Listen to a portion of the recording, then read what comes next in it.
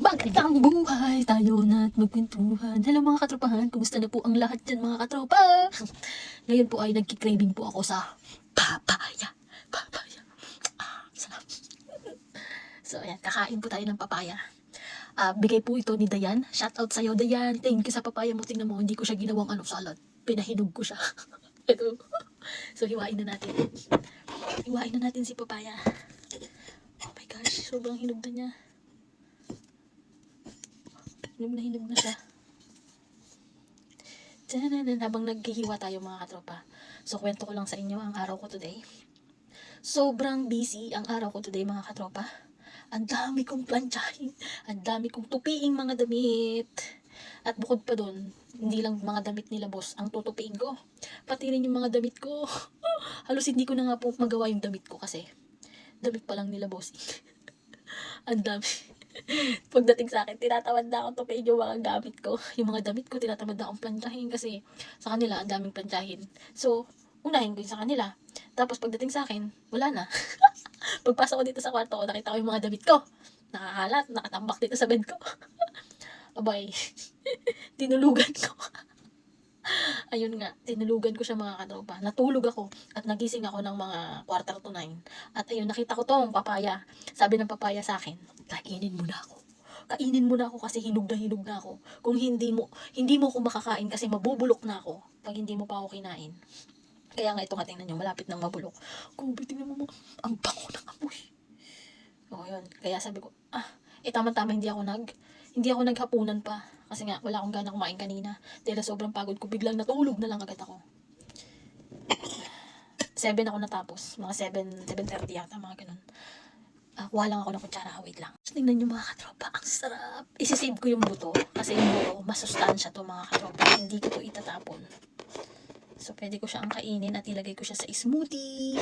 Napaka-healthy nito mga katropa. Yung buto ng papaya. Nandito lahat yung nutrisyon sa buto ng papaya, kaya hindi ko to itatapon. Ilalagay ko siya sa smoothie or gagawin ko siyang dressing. Yes, isisave ko siya. Kaya kayo pag may buto kayo ng papaya mga katropa, pwede nyo siyang ibilad, tapos gawin nyo siyang peppercorn, parang paminta, tapos ilagay nyo siya sa mga salad-salad nyo. Tapos, o kaya naman, pwede nyo gawing dressing. Sige, ipapakita ko sa inyo kung paano ko gawin tong dressing sa mga susunod na araw, okay? Pero sa ngayon, kakain muna ako ng papaya. At bukas lalagay ko to sa smoothie ko, yung buto ng papaya. Walang sayang. Yung balat, ilalagay ko naman doon sa aking mga pananim sa labas. At gagawin kong pataba ng aking mga halaman. Korak! Yeah, kasi malapit na mag-summer dito sa Switzerland. At magtatanim na naman ako ng mga gulay-gulay sa labas. Kasi kaya hindi pa mabubuhay kasi taglamig. Ayan. Tinatanim ko sa labas mga herbs. Kasi mahal yung mga herbs dito. Mas maganda magtanim, spring onion, basil. Yung may rosemary pa naman ako. Kasi yung rosemary ay pwede siya sa lamig. Nabubuhay siya sa lamig. Yung mga hindi lang nabubuhay sa lamig. Yun lang yung tinatanim ko. Kaya sarap ng papaya mga katropa. Ang bango ng amoy. Shoutout nga pala kay Dayan. Dayan, thank you so much sa papaya mo. Ngayon ko palang kakainin. Ayan, alam mo yung mga katropa, itong papaya ay isa sa pinaka-paborito kong prutas. Isa sa mga paborito kong prutas. Lalo na pag hinog. Sa gulay din masarap to mga katropa. Abo, gusto ko nang kumain ng tinola na may papaya.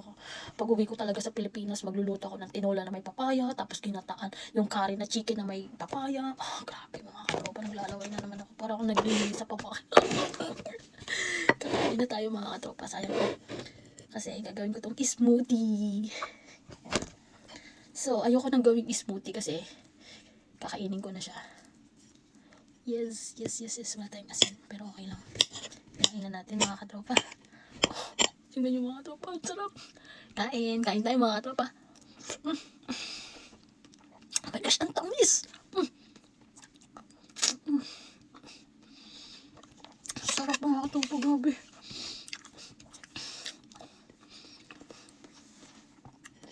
Oh my gosh, ang sarap. Hinog na hinog yun. Grabe, ang tamis. Diyan, saan mo ito nabili? Ang tamis. Grabe. Binigay ito sa akin ni Dayan. Hilaw pa.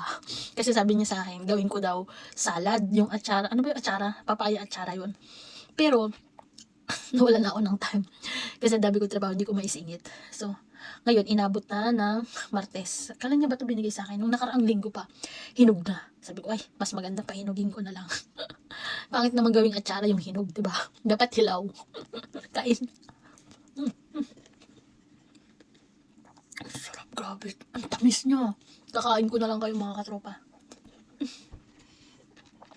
The best. Oh my gosh, the best talaga. Sarap. Alam nyo, sa ganitong hinog na siya, diba? Para na siyang cotton candy. Pag kinagat ko siya, natutunaw na siya ng kusa sa loob ng bunganga ko. Sarap.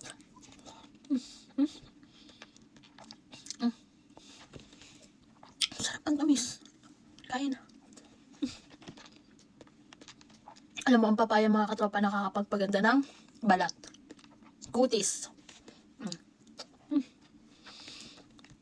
Sarap. Hindi ko mapigilan kumain. Itatabi ko tong isa para bukas ko.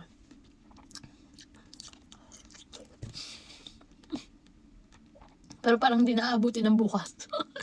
Parang ngayon palang ubus na. Super healthy itong papaya mga katropa, kaya kumain po kayo nito. Ingat po palagi. Masarap din tong smoothie kung mahilig kayo sa smoothie. Tabis. So yun lang. Ito nga po pala si Janet Patches ng Zurich, Switzerland. Pagpalain ng buhay, alagaan po natin ang katawan natin, at lagi po tayong uminom ng maraming tubig, at mag-exercise, kumain po tayo ng mga gulay at mga prutas para manatiling malakas at ang ating immune system ay manatiling matibay sa lahat ng anumang mga sakit, mailayo tayo. Siyempre, unang-una sa lahat, dapat nagdadasal tayo palagi. Yun lang, pagpalain ng buhay, unahin si Lord bago pagkain. Mga katropa, baka sabihin nyo, hindi ako nag-pray bago kumain. Pinag-pray ko na po tong papaya bago ko po umpisahan tong video ko. Yan, bago ko siya hiwain, bago ko siya balatan. Yan, dapat unahin talagang nagpipray po. Kumain, bago matulog, pagkagising, palagi, oras-oras, lagi po tayo dapat nagpipray.